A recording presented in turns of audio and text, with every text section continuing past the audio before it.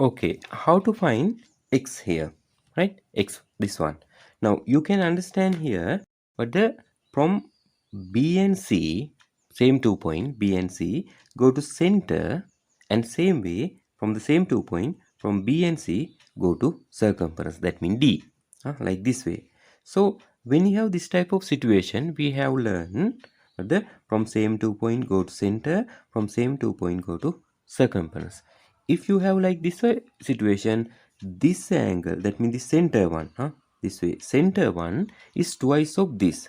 That means here will be what, the 4x, right? It should be 4x.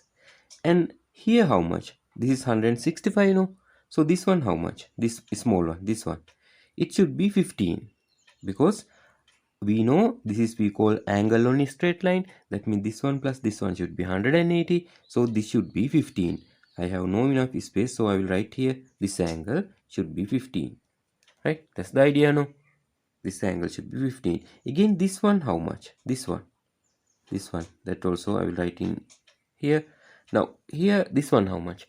If this is 4x, this one plus this one, this 2, right? This again angle on a straight line, this 2, right? This is AC straight line, no?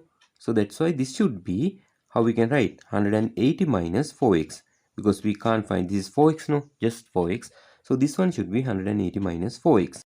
Then how we can find the answer for x? Now we have all angle here 15, here 180 minus 4x, and this one x. So we can write for this angle, this triangle, what the EOB, we can write like this way, what the 15 plus 180 minus 4x plus x should be equal to 180.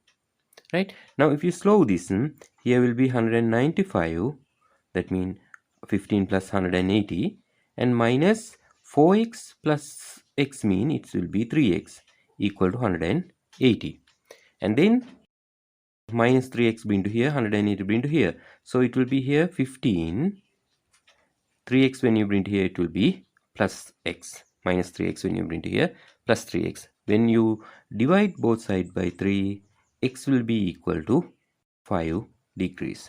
That's the answer for x.